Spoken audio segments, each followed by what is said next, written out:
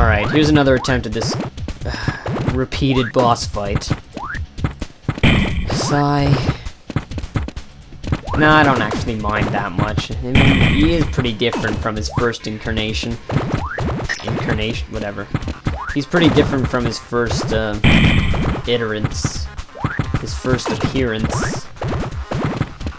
Especially in those stupid homing ball things are actually quite dangerous because they're actually kind of hard to avoid now. As you can see, I almost got hit. The only strategic advice I can really give is to, you know, shoot him with some missiles from down here where he can't hit you, and then when he's shooting those things, just run as fast as you can to the other side and try not to get hit by them. And try to avoid that stupid bouncy thing, which is cheap as all hell. It's not really cheap, but it's like so erratic, there's not really a way to dodge it. You just gotta avoid it, really, and it completely screws up your pattern if it gets in your way. But, you know, as usual, you have infinite chances to beat the guy. I mean, you don't have to come all the way back here. The only nuisance is that if you walk in here with low health, every time you retry, you're gonna have that same low health. You're gonna actually have to restart from your old save point and get here with a lot of health if you want to get here with a lot of health. Which is quite irritating, because getting here with a lot of health is easier said than done, to be quite honest. But, anyway. Yeah, if you screw up the pattern, just do what I just did, and just stay on one side until he goes back to the other side, like now. I completely screwed up my pattern, so I'm just gonna stand over here and wait for him. And then shoot a whole bunch of missiles, and hopefully I can kill him in the next 20 seconds. Come on now! Alright then, maybe not. Come on, this would be such a good time to kill him. Now! Yeah! Got him. Yeah, you can read this, because I certainly can't. Boom! Yeah, and all this stuff bounces away and blows up. And that upgrade did absolutely nothing. Did he even give me an upgrade? Maybe he just let me free, I don't know. Come on. Whatever, using the hook. I'm a cheap. There we go, now I got the suit upgrade. Hardcore. And walk through a completely empty screen where I fought him the first time. I don't mind really that the guy reuses the boss, and that one wasn't too bad, to be honest. Just, you never really get to know that boss. It's weird. It's like he's supposed to have a personality, but he feels even more bland than the other bosses, mostly because he's not foreshadowed at all. I mean, even the other bosses that don't really say a whole lot and only appear once feel like they have more personality just because either of what they say or because they're foreshadowed, like that big guy who shot the larva. That guy felt pretty epic. The first boss felt pretty epic just because he was the first boss. And, you know, he was like getting the game off to a good start. And even that second boss, where I had to use the landmines, felt pretty epic just because it was hard. And, you know, it was still pretty early on in the game. It felt pretty cool to be fighting these huge bosses.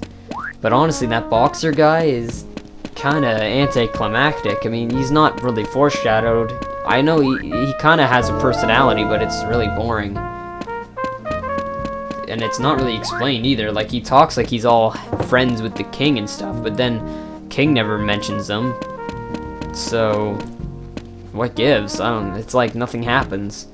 Kind of, I don't know, I don't really like that boss too much. Kind of, good idea, kind of poor execution, really. But, I don't really care too much. It doesn't really detract from the game. I just think it could have been a lot better. It could have added to the game. As it is, it just does nothing.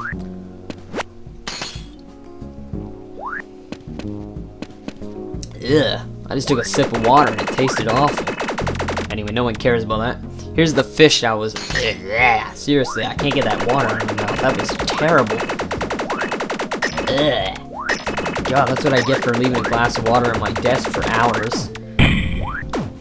Ugh. Alright, yeah. So that was the big square fish. That's what I was talking about before. Pretty much the only enemy in the whole game that doesn't look like an alien. It actually just looks like a normal thing from Earth. And he completely kicked my ass, so I'm gonna go back and save. and heal. And then head back. Obviously, to kill these fish, you don't want to use your gun. It takes way too long, even with rapid fire, so what you gotta do is use missiles. Or do as I do and just run away, because this first one's never gonna catch up with you, so who really cares? Oh yeah, and if you can't hook up there. If you can't tell, the suit upgrade made it so that I can jump through water freely, as if it were air. Which is pretty handy, I suppose.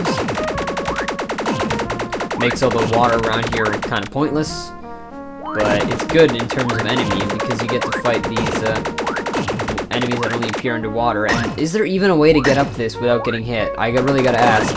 I don't even think there is, unless you have incredible timing. But yeah.